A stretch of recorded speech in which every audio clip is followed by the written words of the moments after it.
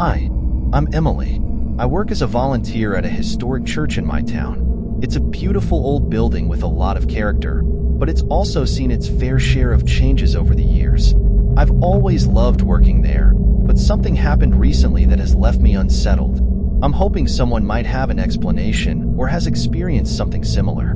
The church where I volunteer is a historic landmark, renowned for its stunning architecture and rich history. It has a large main sanctuary, a beautiful stained glass window, and an old wooden pulpit. The church is well maintained, and most of the community's activities take place in the main areas. However, there's a small, rarely used chapel at the back of the building that has always fascinated me. The chapel was built as an extension to the main church about a century ago, but has been largely forgotten over the years. It's not used for regular services and is mostly reserved for special occasions or private prayer. The chapel is quaint, with high wooden beams, dim lighting, and a small altar at the front.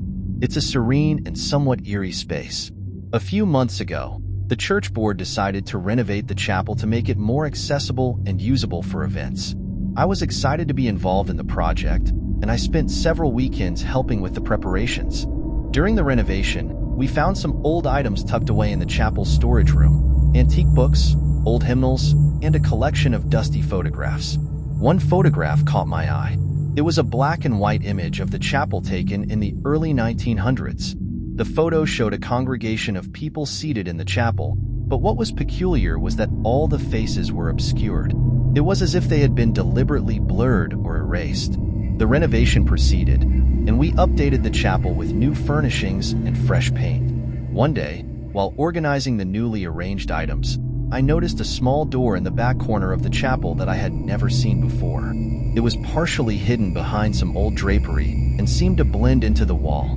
Curiosity got the better of me, so I decided to investigate.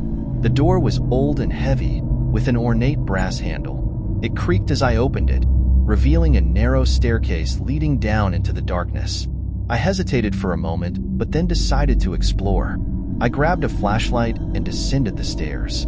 At the bottom of the staircase, I found a small, underground room that looked like it had been untouched for decades. The room was filled with old furniture covered in white sheets, dusty books, and cobwebs. There was a small desk with a drawer, and I opened it to find a collection of old letters and documents.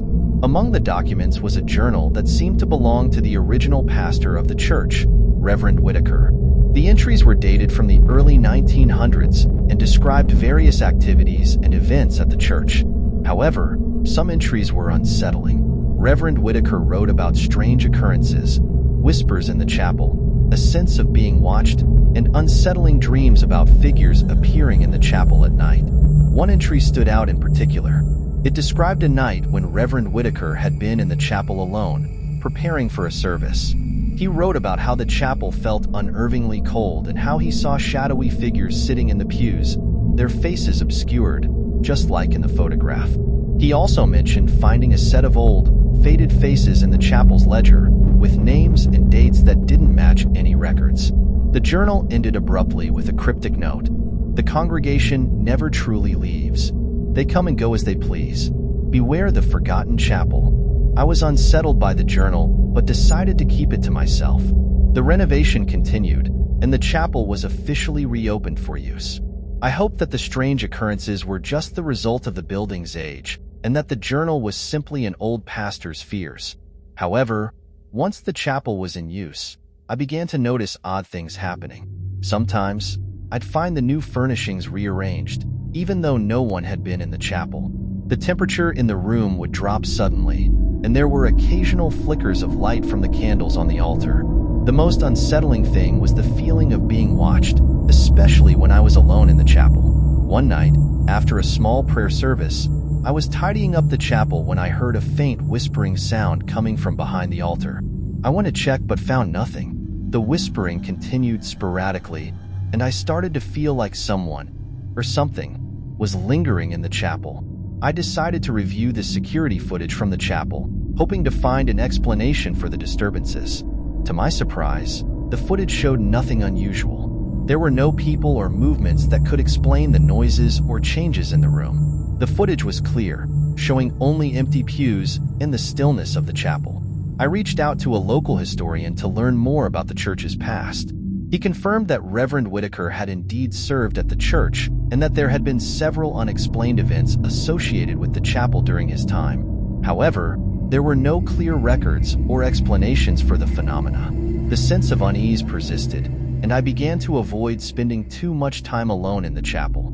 The chapel was used regularly for services and events, but the strange occurrences continued, albeit less frequently. I tried to rationalize the experiences, but the feeling of being watched and the whispers remained unsettling. The forgotten chapel still holds its secrets, and I'm left with more questions than answers.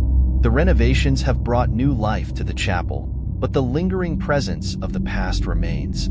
I don't know if the strange occurrences are remnants of history or something else entirely, but the sense of unease has never fully dissipated.